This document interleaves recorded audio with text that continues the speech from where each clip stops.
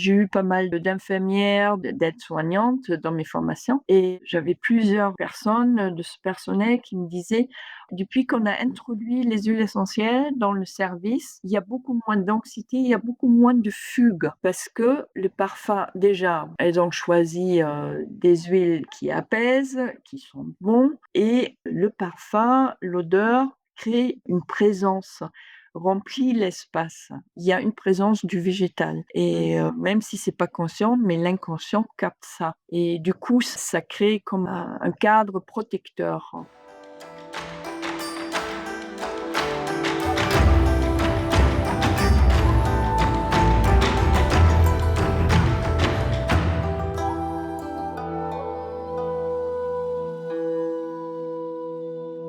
Bonjour, bonjour tout le monde, bonjour Yuta. Bonsoir, merci de m'avoir invitée. Avec plaisir, merci à toi d'avoir accepté l'invitation. Alors, je suis ravie de vous retrouver pour ce nouvel épisode. Aujourd'hui, nous recevons Yuta Lenze pour aborder de manière très spécifique le lien entre l'aromathérapie et l'âme, la rencontre de pont entre le visible et l'invisible. Et on va parler de l'âme des plantes, de la conscience du vivant, de la reliance au souffle et de cette aromathérapie en fait qui nous implique corps, âme et esprit. Et ensemble, on va tenter de comprendre comment les huiles, elles peuvent accompagner notre chemin d'incarnation, éveiller la mémoire du corps, nous ouvrir à la dimension du cœur sur le chemin d'une conscience plus reliée et globale. Et je vais te proposer, si tu es d'accord, peut-être de commencer par te présenter. Tout le monde ne te connaît peut-être pas. Alors, je m'appelle Jutta Lenze, je suis allemande et je vis depuis, une bonne trentaine d'années en France. Et c'est en France que j'ai découvert, ma passion pour, les huiles essentielles, l'aromathérapie. C'est peut-être une des raisons, cachées, qui m'ont amenée dans ce pays. Alors je suis de formation, à la base prof de gym de santé. C'est une formation que j'ai fait en Allemagne, mais qui intègre donc, l'aspect de la santé dans le mouvement, la gymnastique, le corps, dans une approche holistique, avec, massage, travail sur la respiration et cetera.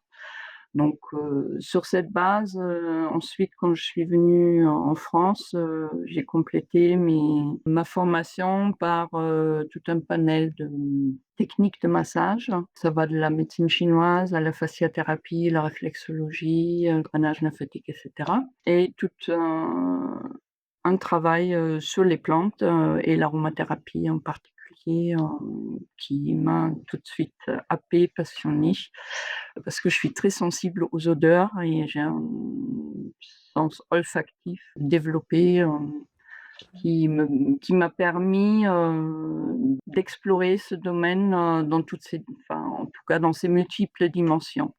Alors j'ai mon depuis, 25 ans, mon cabinet sur Grenoble où je pratique, des soins, massage, thérapie corporelle, en association avec l'aromathérapie et j'enseigne également le massage et l'aromathérapie et je propose des séminaires autour de différents thèmes, sur les huiles essentielles. Voilà le cadre. Et tu as écrit des livres. Et voilà, alors j'ai consacré, donc du temps à cette passion, pour communiquer, cette passion, pour la partager, avec des gens.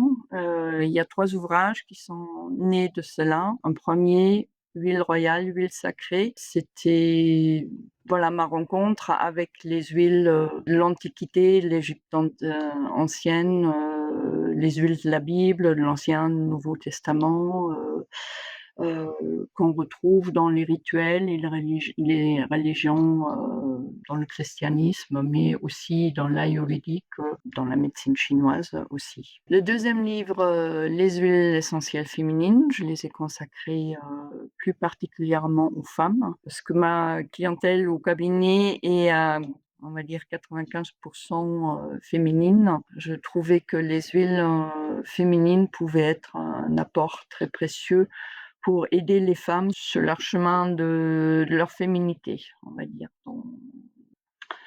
Et le troisième livre est né, pendant la période du confinement. C'était pour moi une chance parce que l'arrêt forcé m'a permis d'explorer des huiles que j'avais déjà dans mon tiroir depuis pas mal de temps et le thème, je suis allée un peu plus loin dans mes investigations, par rapport à l'aspect, énergétique et vibratoire des huiles essentielles. Alors il s'intitule, «Les huiles du souffle et l'huile de lumière». Ça allait aussi bien avec la période, du confinement parce que et le souffle et la lumière manquaient, quand même cruellement pendant Mmh. cette période. Mmh. Les 3 ouvrages sont parus aux éditions Le Mercure Dauphinois, qui est à Grenoble, une maison d'édition. Mmh et que je recommande vivement. Merci. Ah, c'est sincère, je les ai. Non, super, merci pour cette présentation. On va commencer à rentrer doucement dans notre sujet. Est-ce que tu peux nous expliquer comment est-ce que tu as commencé en fait à relier, en fait, à lier cette utilisation des huiles essentielles à la notion d'âme et d'esprit? Alors, c'est quelque chose qui m'est venu assez rapidement. Il faut savoir qu'en allemand, dans ma langue natale, on parle non pas d'huile essentielle, mais on les appelle les huiles éthérées, OK. ätherische Öle. Alors éthéré, quand on regarde dans le dico allemand, ça renvoie direct, à la partie subtile, de l'huile, parce qu'on est dans du subtil. C'est le parfum de la plante, qui s'exprime à travers son huile essentielle et dès qu'on ouvre le flacon, eh bien cette subtilité, elle nous monte au nez.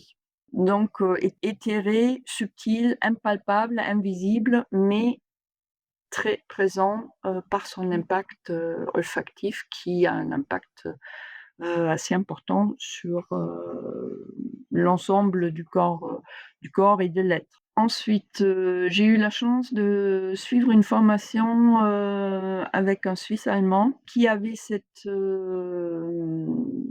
approche, multidimensionnelle de l'aromathérapie et des huiles essentielles. Il travaillait aussi avec des praticiens, notamment avec un praticien à Berlin qui écrivait des poésies sur l'âme de la plante et ça m'a tout de suite captivée parce que ça me parlait Mmh. beaucoup, ça résonnait beaucoup en moi et lors de cette formation, il intégrait aussi bien la partie biochimique que la partie expérimentale où il nous faisait respirer les huiles, voyager avec les huiles pour, qu'on s'en imprègne et prenne conscience de l'impact du parfum, aussi sur nos états émotionnels, sur nos mémoires et aussi sur, la conscience, des prises de conscience parfois. Donc c'était vraiment, cette formation en 3D qui a tout de suite résonné en moi et qui était la porte d'entrée dans ce domaine de cette manière. Voilà, donc j'ai suivi, plusieurs modules avec, lui et ensuite, c'est beaucoup mes explorations à la fois personnelles qui m'ont permis de mieux en mieux le connaître, le monde des plantes aromatiques et puis bien sûr, toute mon expérience au cabinet où j'ai intégré très rapidement cette utilisation, non seulement pour le corps, mais aussi pour la psyché, un travail méditatif sur la conscience. Parce que j'avais souvent des retours aussi des personnes qui me disait: «Mais dès qu'on rentre dans votre cabinet, dans la salle d'attente, les gens ils rentraient dans un état méditatif naturellement». Mmh. Et donc je voyais que l'effet des huiles essentielles allait bien au-delà de, soulager une douleur corporelle, musculaire, ou relancer la circulation et cetera. Et tu avais déjà une utilisation peut-être personnelle en amont? Ou ça a été une première découverte pour toi, toutes ces formations?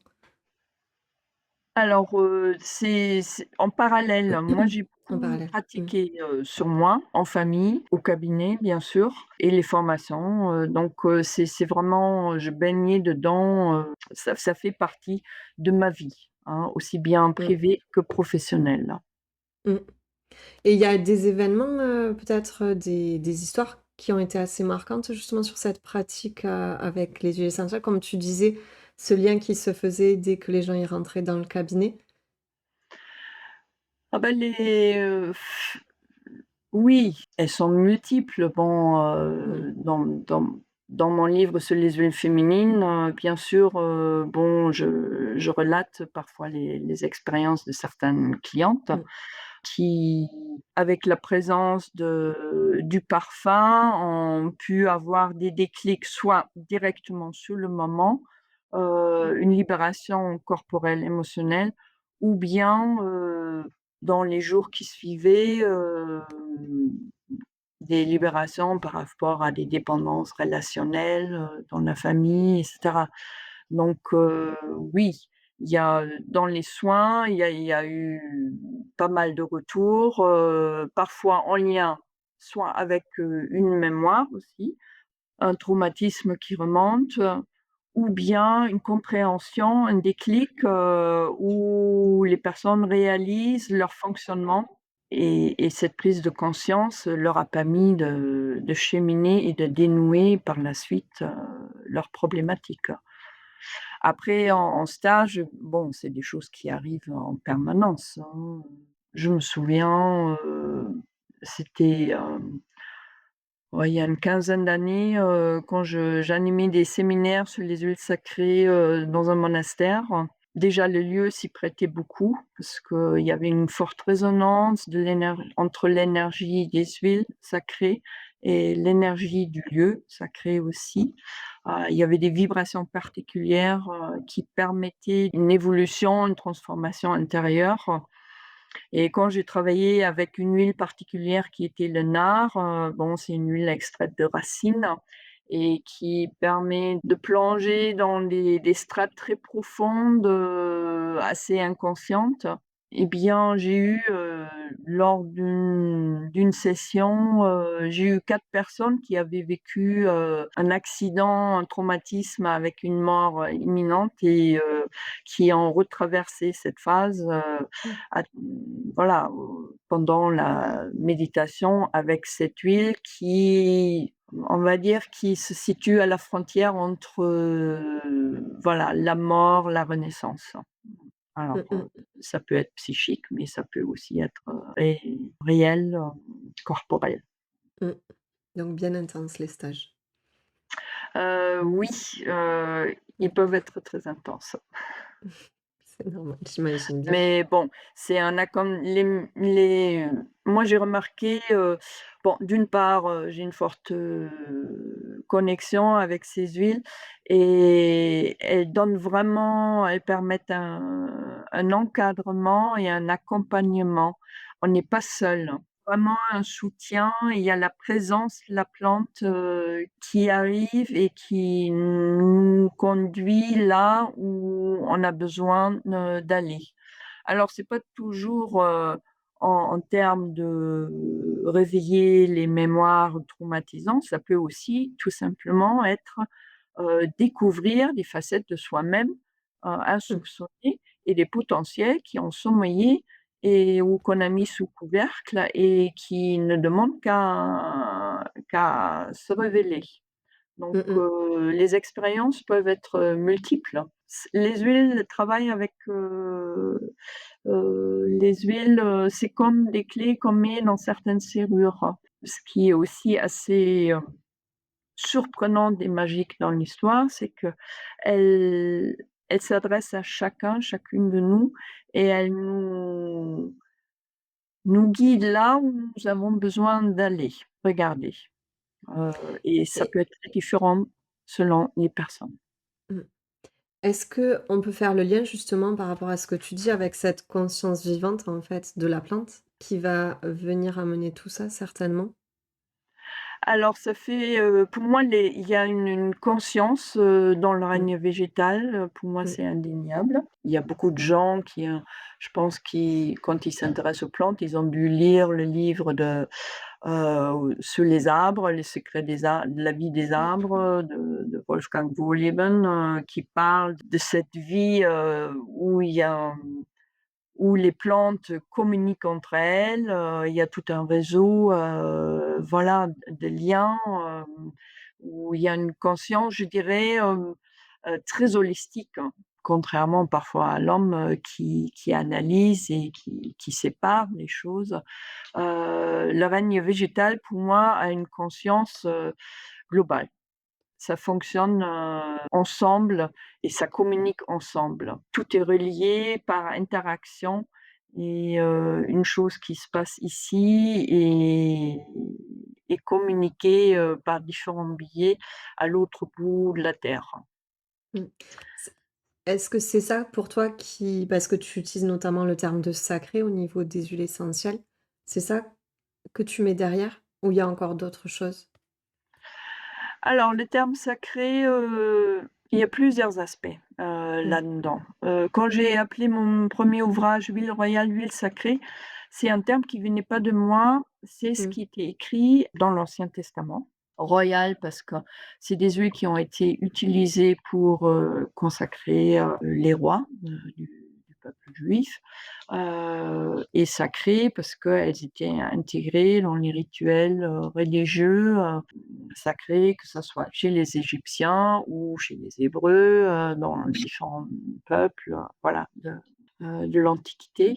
Alors, c'est pas pour rien qu'ils ont appelé ces huiles, sacrées, parce que c'est quand même des plantes particulières.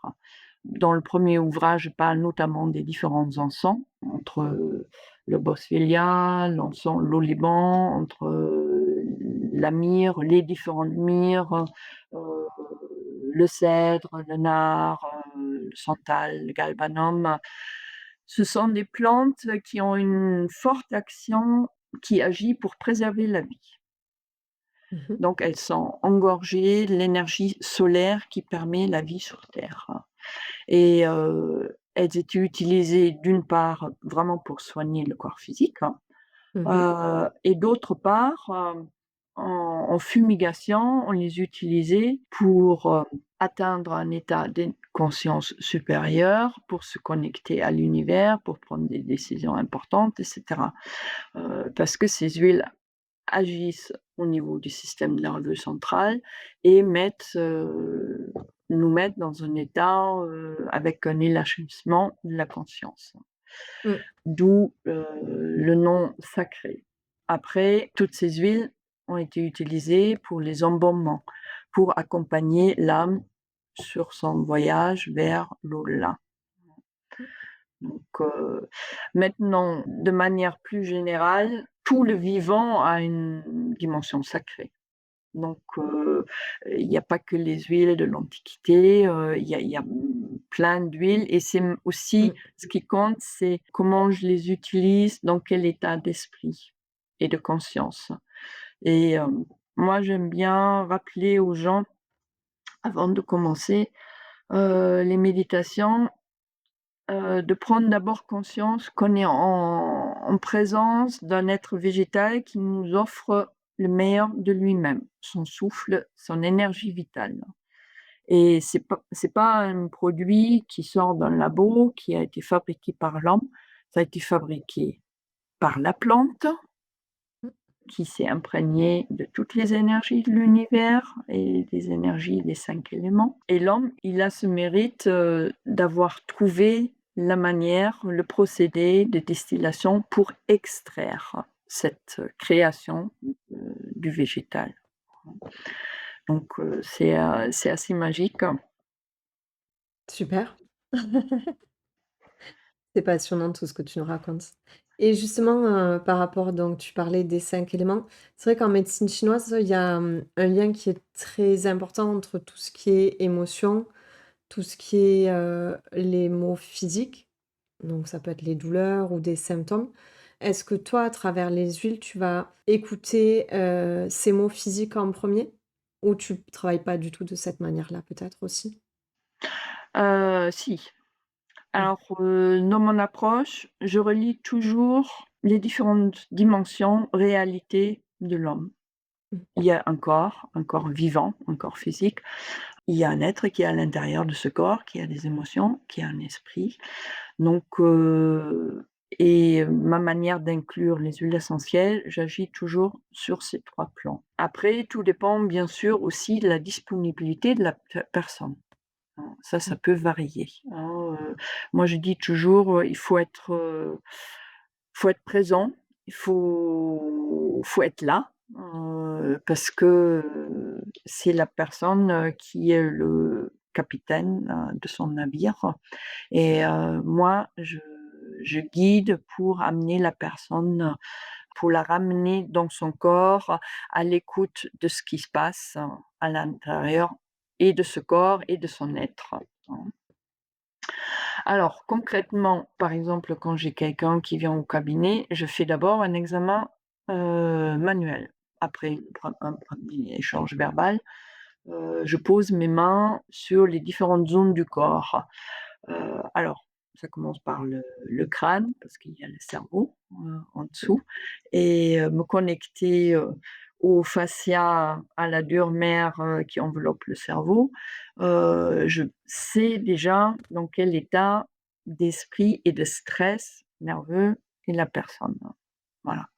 Ensuite, je parcours les différents organes. Alors très souvent, depuis quelques années maintenant, je constate par exemple, quand je pose, une main sur le cœur, me connecte au péricarde, au fascia du cœur, c'est très serré. Mmh. L'impact émotionnel, joue de plus en plus, quand les gens viennent chez moi au cabinet pour, une problématique corporelle. Après j'investigue, je vais vers le foie, bon, les intestins et cetera et donc chaque organe, comme je travaille beaucoup sur les bases de la médecine chinoise, entre autres, Mmh. eh bien, me donne déjà des pistes, de réflexion et aussi de dialogue que je peux entamer et Mmh. je choisis ensuite, des huiles quand c'est vraiment très serré, pour aider au fascia de l'organe de dénouer ses tensions et donc ça se fait dans un dialogue aussi avec la personne où j'emmène certaines idées, certaines huiles et après je fais un test olfactif qui permet de voir qu'est-ce qui correspond le plus à la personne dans cet Mmh. instant-là. OK. Par rapport justement à la médecine chinoise, je vais revenir là-dessus, où il y a beaucoup de notions de cycle avec les 5 éléments, les saisons. Donc là, tu me dis que tu utilises vraiment les huiles essentielles en fonction des besoins de la personne, ce qui est primordial. Est-ce que tu as, pu observer en fait s'il y avait, des liens, entre par exemple, entre ces cycles, entre les saisons et les besoins de la personne? Bah, tout ce qu'on va aborder, en médecine chinoise où les personnes, n'ont pas forcément le même pouls en été, par exemple, qu'en hiver, avec un pouls qui est plus profond en hiver. Est-ce que toi, tu as pu faire des liens avec l'utilisation des huiles essentielles et des saisons, par exemple? Alors moi j'aime bien travailler avec l'énergie des saisons. C'est pour ça Mmh. je crée, j'ai créé des séminaires, à thème où, je travaille vraiment en fonction de la saison, de l'énergie de la saison et avec des huiles qui correspondent. Par exemple, au printemps, je vais travailler, avec des huiles qui vont agir, sur, l'organe du foie, bien sûr. Mmh. C'est une énergie, à la fois, croissante et qui pousse aussi à la verticalité, la sortie de terre. C'est une énergie, qui invite à la purification, donc je vais travailler aussi avec les huiles qui vont de manière générale, mais aussi de manière ciblée, travailler sur le nettoyage du foie, de la vésicule biliaire et avec, toute une approche, corporelle énergétique, où on fait des brossages énergétiques avec ces huiles le long des méridiens, où on fait respirer les organes de la saison et cetera. Après là, on rentre dans l'hiver, le prochain stage, ça va être sur les huiles sacrées. C'est une énergie tout à fait différente, c'est une énergie d'intériorisation. Les jours raccourcissent, donc on n'est pas dans l'extériorité, donc c'est des huiles, que je vais choisir, bah, là, les encens sont à l'honneur, pour favoriser le travail d'introspection, de transformation, de réflexion, faire le point aussi en fin d'année et voir comment on peut trouver la lumière à l'intérieur de soi parce qu'elle manque à l'extérieur et donc éclairer, son chemin de vie en conscience parce que chaque année, la période de Noël, c'est une occasion de renouveler notre contrat de réincarnation. Parce qu'on arrive au moment où ça bascule, on tombe dans la période la plus où les nuits sont les plus longues et au bout du tunnel, on va chercher la lumière, la naissance, la vie. Mmh. Donc ce basculement, eh bien, c'est tout le travail que je propose avec, les huiles sacrées qui nous accompagnent sur ce chemin, qui nous permettent heu, de prendre le temps de réfléchir, voilà, quelle est l'orientation que je veux donner à ma vie pour cette nouvelle année qui s'annonce. C'est ce que tu on peut appeler une alchimie de l'âme. Voilà, là, on Mmh. est sur ce plan-là, Mmh. exactement. L'alchimie, signifie, transformation, transmutation. Il y a un avant, il y a un après et là aussi, j'aime bien rappeler aux gens, la plante qui nous a offert son huile essentielle, elle est passée par ce processus de Mmh. transformation Bien profonde. sûr. Au départ, il y a la plante, son corps physique qu'on met dans un alambic. On met de l'eau qu'on fait chauffer et elle subit une grosse chaleur qui permet d'extraire, la partie subtile justement, son huile essentielle de son corps physique, hein, entre guillemets et ça devient éthéré, ça devient vapeur, ça circule, dans les circuits l'alambic et dans le bac de refroidissement et bien, ça recondense et on obtient l'eau de la distillation et l'huile essentielle qui flotte au-dessus. Donc la plante, elle laisse son corps physique, ça se transforme, ça passe par le feu, c'est purifié de l'état, liquide, ça passe à l'état gazeux et ça recondense, repasse à l'état liquidien. Donc c'est un chamboulement qui Mmh. fait que à la sortie de l'alambic, l'huile essentielle, elle a besoin de repos. Tout de suite elle a besoin de repos, souvent de plusieurs semaines, parce qu'elle a été chamboulée comme l'être humain quand il est en transformation profonde. On n'a plus les mêmes repères.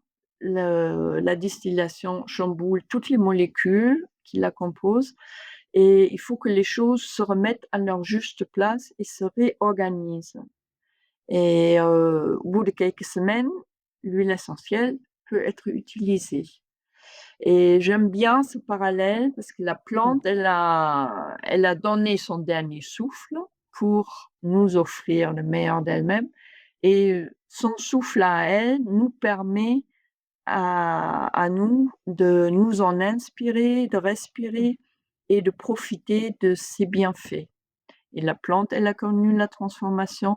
C'est pour ça qu'elle peut nous accompagner aussi sur notre chemin de transformation à nous. Mmh. Ça veut dire que, bah, c'est très beau en plus ce que tu dis.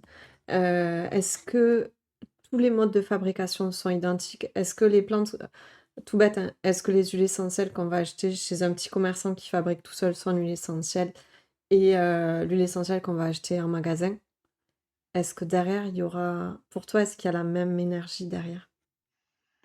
Ah, ça dépend de la personne qui a cultivé, qui Mmh. a récolté et qui a distillé. Ouais. Et la qualité de l'huile, elle dépend de ça, Mmh. d'un savoir-faire d'une part, hein, artisanal déjà et de la conscience.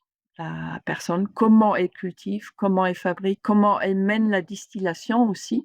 Une bonne distillation, elle a besoin d'un certain temps, d'une basse pression, bon, sans rentrer dans tous les détails, en respectant la plante, ne pas la brûler pas chauffer trop pour avoir un meilleur rendement. Certaines distillations, pour avoir la totalité de la plante, eh bien, elles sont très longues, donc c'est un procédé qui est plus onéreux. Alors il y a des distillateurs parfois qui vont pas jusqu'au bout de cette distillation. OK. Donc c'est un aspect, oui, très important. La qualité de l'huile, elle dépend de la qualité de celui qui l'a cultivé, qui l'a récolté, qui l'a distillé. Mmh. Et les labels, ça, c'est des aspects qui sont pas dans les Mmh. labels bio. Voilà, Bien donc sûr. bon, c'est déjà bien d'avoir un label, mais c'est pas tout. C'est pour ça, j'aime bien, aller, dénicher des adresses précieuses, chez des distillateurs, qui vendent pas toutes les huiles de la terre, qui vendent ce qu'ils Mmh. cultivent chez eux, mais en conscience et avec soin, et après il faut sélectionner, et dans le domaine de l'aromathérapie, c'est pas les moins chers qui sont les meilleurs. Voilà. Ouais. Et pour les Ceci personnes dit, qui n'y elles sont pas, j'ai quelques pépites d'adresses, heu, elles sont pas forcément toujours très onéreuses. mmh. Voilà, ça dépend. Est-ce que tu veux partager peut-être quelques astuces pour les gens qui ne connaissent pas et qui ont pas forcément cette subtilité-là encore, pour choisir leurs huiles ou pas du ou Alors, bah, c'est un nez avisé qui va mmh. permettre de faire la Je pose la différence. question. Oui, oui. Alors, il faut l'éduquer un peu quand même, hein, Mmh. ce que je peux dire, c'est qu'une huile de bonne qualité, c'est une huile qui va se diffuser facilement, de manière ce que j'appelle en 3D. Vraiment qui va avoir du volume, pas une Mmh mh. platitude, qui va avoir une richesse moléculaire, aromatique aussi. Et bon, si on est connecté à son corps, eh bien, on va rapidement sentir, cette diffusion qui va vraiment jusqu'au bout des cellules, et de la tête jusqu'aux pieds. Voilà. Bon, tester du coup. Ah oui, oui, Mmh. oui. Là, le test olfactif, pour, apprécier la qualité de l'huile, oui, c'est indispensable.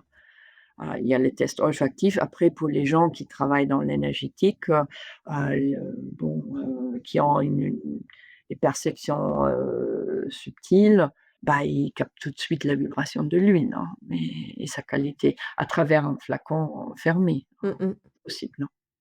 Donc, voilà. Merci. Et après je voulais aborder avec toi, notamment la féminité. Tu as fait tout un livre là-dessus, donc ce serait dommage de pas en parler. Est-ce que tu penses que, justement par rapport à la femme, est-ce que, est-ce qu'elle est naturellement reliée, en fait, avec toutes ces dimensions, on va dire, que tu abordes, toi, notamment dans ton ouvrage? Est-ce que c'est grâce à sa sensibilité, à tout le cycle féminin aussi, que l'on a de façon naturelle? Est-ce que c'est tout ça qui relie, en fait, la femme avec, oui, avec cette sensibilité par rapport aux huiles? Est-ce que pour toi, il y a une autre efficacité que chez l'homme peut-être ou pas du tout? Je sais pas si c'est très clair ce que je te demande. Oui, oui, oui. Enfin, il me semble que j'ai bien compris la question. C'est une très bonne question. Alors, de par sa nature,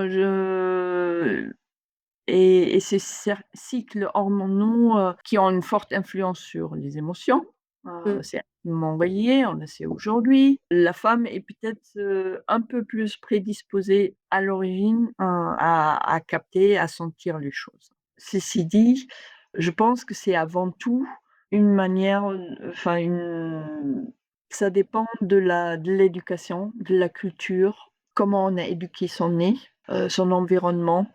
Les hommes, dans les pays arabes, qui sont très exposés, enfin, il y a des plantes aromatiques, quand vous allez au souk de Marrakech, vous en avez plein le nez. Il y a plein d'hommes qui ont une grande sensibilité aussi, mmh, par rapport aux parfums, par rapport mmh. aux odeurs, donc je pense que c'est avant tout une question d'éducation, bah, les grands parfumeurs sont bon, au départ, c'était que des hommes, hein, C'est ce que j'étais en train de réfléchir, oui, c'était que voilà. des hommes. Les cuisiniers, bah, les chefs de cuisine, les grandes tables, bah, ouais, c'est pareil, hein. Mmh, Donc je pense pas qu'il y a une prédisposition, très, très marquante, par rapport à cette sensibilité. Je pense que c'est vraiment, comment je cultive ça. Voilà, mmh, OK. hein, et bon, alors ce qu'il y a, c'est que, moi j'ai consacré, ce 2e livre aux femmes. Je caricature un peu, mais en gros, c'est au lieu de sentir, elles essayaient toujours d'analyser, de comprendre. Et elles étaient à des années de lumière de leur corps. Et quand je Mmh, leur demandais: «Mais bon, en travaillant certaines zones, bon, on va essayer de voilà, de rentrer dans les sensations du bras, du sein, de la jambe, du ventre et cetera». Il y avait plus personne. Et ouais. donc je me suis dit: «Il y a vraiment en fait, il faut ramener les femmes vers, ce qu'elles ont de si précieux, de cette justement cette sensibilité, Mmh, et ce lien avec, leur corps de femme et leur esprit. Donc et du coup, j'ai fait ma sélection, que le livre n'est pas exhaustif, hein, il y en a 17 là-dedans, mmh, mais qui, voilà, qui sont assez ciblés, pour, aider les femmes dans les différentes périodes de leur vie. Voilà, et pour les ramener, pour retrouver ce lien avec, justement leur partie féminine et pour intégrer, leur être vraiment dans toutes ses dimensions et dans le corps et dans le cœur, pouvoir accéder à nouveau à leurs émotions. Ça mmh. aussi, parfois il y avait vraiment, des années de lumière entre Mmh, elles et ce qu'elles ressentaient, quelque mmh, part où elles n'avaient plus accès. Donc voilà pourquoi j'ai écrit, cet mmh. ouvrage. Mais c'est passionnant et c'est vrai qu'il y en a beaucoup qui en reparlent de cette déconnexion qu'il y a eu de la femme. On est totalement déconnecté. Je parle de «on» de façon globale, hein. Il y a une déconnexion qui est très importante de notre corps, par rapport effectivement à cette émancipation et je pense qu'il y a beaucoup de choses en ce moment qui reviennent justement, comme par exemple ton livre que tu as écrit, toute ta pratique aussi, qui permettent de se reconnecter à notre féminité et de se reconnecter, à plein de belles choses, à notre âme aussi du coup. Oui, tout à Mmh, fait, et les huiles nourrissent ça. C'est vraiment, c'est pas juste, pour, soulager, des douleurs ou bon, elles accompagnent. Il y a une vraie mmh, présence. Alors, l'anecdote, c'est celle de Marilyn Monroe qui disait: «Mais je dors pas nue, je dors», elle était habillée, elle se sentait accompagnée, habillée, par son parfum, préféré. mmh, Et cette présence, bon, c'est une anecdote, mais voilà, par rapport, bah, à la présence du végétal. mmh et justement, en quoi est-ce que ces plantes, en fait, elles peuvent nous aider à nous reconnecter au souffle, à la terre, mais surtout à la source, en fait? Ah bah, la source, de la vie est déjà le souffle, bah, on y est. Oui. Mmh, Hem, la respiration, mmh, c'est la source de la vie. Enfin, pour l'homme, mmh, il peut bien pas se sûr. permettre Non. de s'arrêter quelques minutes, Mmh, hein, et justement, les huiles essentielles sont un outil extrêmement précieux parce qu'elles ont cette, qualité, éthérée là, leur nature est éthérée. Dès qu'on ouvre le flacon, le parfum s'échappe, et la mmh, plupart des huiles, de toute façon, agissent sur l'arbre respiratoire. Plus mmh, bon, selon les huiles qu'on choisit, c'est plus ou moins, marquant. D'autres, vont avoir d'autres actions, mais mmh, tout passe par l'arbre respiratoire quand on respire les huiles, et le souffle de la plante va pénétrer notre arbre respiratoire et s'unir à notre souffle, à notre respiration, à nous. Et ça aussi, c'est quelque chose que, je souligne quand je guide les personnes en travail, méditation olfactive. Je leur dis: «Vous n'êtes pas seuls, prenez conscience, vous inspirez et vous absorbez les bénéfices, du souffle de la plante. Elle vous offre ces bénéfices et de l'autre côté, quand l'homme expire, la plante s'en nourrit. C'est un cycle, Mmh. qui voilà, c'est un recyclage, fabuleux. Mmh mh. En prenant conscience de ça, on rentre beaucoup plus facilement dans ce lien et un lien de gratitude aussi avec la plante parce qu'elle nous aide, nous accompagne, elle nous réconforte et heu et ça passe par la respiration. Alors, quand je parle de respiration, elle n'est pas que au niveau de l'arbre respiratoire, mais elle est globale aussi. Dans mes, méditations, je parle aussi de la respiration cutanée, la respiration cellulaire, et quand on est guidé, l'imprégnation des huiles peut aller très, très loin. La voie olfactive, permet d'agir non seulement sur la psyché bien sûr, mais aussi, rien que par la respiration, elle pénètre quand même, le corps physique aussi et le cerveau, donc elle travaille vraiment à tous les étages, hein, au Mmh. niveau du corps, du cœur et de la conscience. Mmh. Et j'ai une dernière question, mais je pense on vient d'y répondre quand même. C'est, comment est-ce qu'on peut prendre soin de l'âme du monde, à travers les plantes? Est-ce que c'est peut-être simplement de respirer en conscience, notamment les huiles essentielles? Alors déjà, c'est de choisir une bonne huile, Oui, je ça on dirais, a compris. parce que, une bonne huile vient d'un endroit où, les gens ont pris soin de la terre. Voilà. Ensuite, l'utiliser avec parcimonie. Alors quand la qualité est au rendez-vous, il y a pas besoin d'en mettre beaucoup aussi. Donc finalement, c'est beaucoup plus économique, hein. Mmh.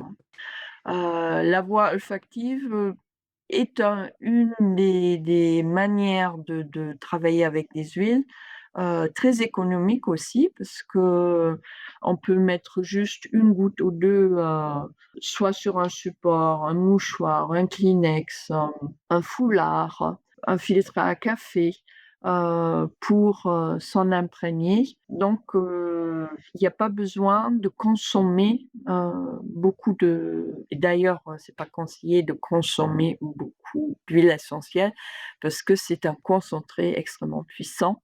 Donc de toute façon, il faut être prudent et éviter l'utilisation, en grande quantité. Parfois, quand je dis aux gens, «Vous mettez une goutte», ça veut dire une, pas 3, 5 ni 10. Mmh. Parce que, voilà, on est dans un esprit où on se dit, «Plus j'en mets, plus c'est efficace». Ça marche pas de cette manière avec les huiles. Alors c'est bien aussi d'avoir un minimum de connaissances, de se renseigner, se faire conseiller, ou suivre une petite formation et cetera. Après une petite anecdote par rapport à prendre soin des plantes ou de la terre, il y a une quinzaine d'années, je pratiquais un massage un peu particulier, c'était un massage unité avec des huiles sacrées et je préparais un baume avec les 7 huiles sacrées de mon premier ouvrage et j'avais une stagiaire qui disait: «Mais moi ce baume, eh bien, quand je me promène dans la forêt, il y a des arbres qui sont malades. Je leur applique ce baume, sur leurs cicatrices, sur leurs blessures». Voilà. C'est beau. Je trouvais ça très beau, ouais. Mmh. On peut le faire tout simplement aussi en se promenant, en posant nos mains ou avoir la Mmh. conscience, de remercier, le règne végétal, ce qu'il nous offre parce que, faut quand même avoir conscience, nous avons besoin du règne végétal, le règne végétal n'a pas besoin de Bien nous. sûr. Mmh, donc tout à c'est fait. cadeau Mmh, et aussi à chaque fois quand j'utilise une huile essentielle, l'utiliser avec cette conscience-là, cette conscience de gratitude. Oui, c'est précieux ce que j'ai là, ce que la plante m'a offert, j'en ai conscience et j'en prends soin, heu, en prenant soin de moi. Créer le lien, c'est une manière de créer le lien avec, le végétal et la conscience, être présent, consciente de ce que je fais et ce que j'utilise, d'où ça vient. Ça change tout dans le vécu que j'ai après, dans l'échange avec, et l'application avec l'huile. Alors ça, c'est pas des paroles, c'est le retour qu'on mmh, que m'ont fait des stagiaires quand ils ont pris conscience de ce lien-là. mmh mh. Et Merci. j'aime bien dire, quand vous êtes au rendez-vous, la plante, elle est contente, voilà, qu'elle ait pu vous faire du bien. Merci. On va peut-être, commencer à conclure. Est-ce que tu as peut-être quelque chose que tu voudrais rajouter, à tout ce qu'on vient de dire, tout ce qu'on vient de partager? Eh bien, si les personnes, souhaitent me contacter, c'est déjà, Oui, bien tout sûr. simplement. Alors, il y a mon site qui n'est pas à jour au niveau de l'agenda, mais où vous trouvez plein d'informations, sur ce que je propose.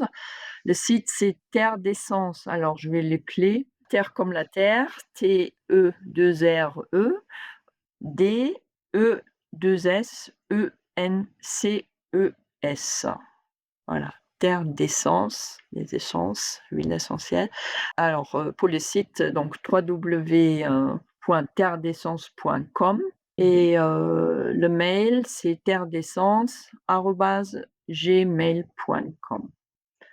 Donc, si vous voulez Ouais. recevoir le programme, des prochaines formations, eh bien, envoyez-moi un mail, parce que sur le site, quand c'est pas à jour, voilà, je vous enverrai ça par mail.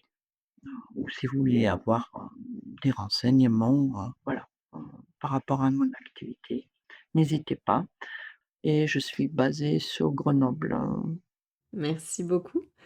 Merci pour tout ce que tu as partagé avec nous. Tu avec nous as grand partagé plaisir. de très, très belles choses. Merci encore. Merci à tout Ouais. le monde de nous avoir écoutés également. Une petite, tu veux rajouter quelque chose? Non, c'est tout bon. Eh C'est tout bon? bien, laissez-vous inspirer. Voilà. Merci beaucoup.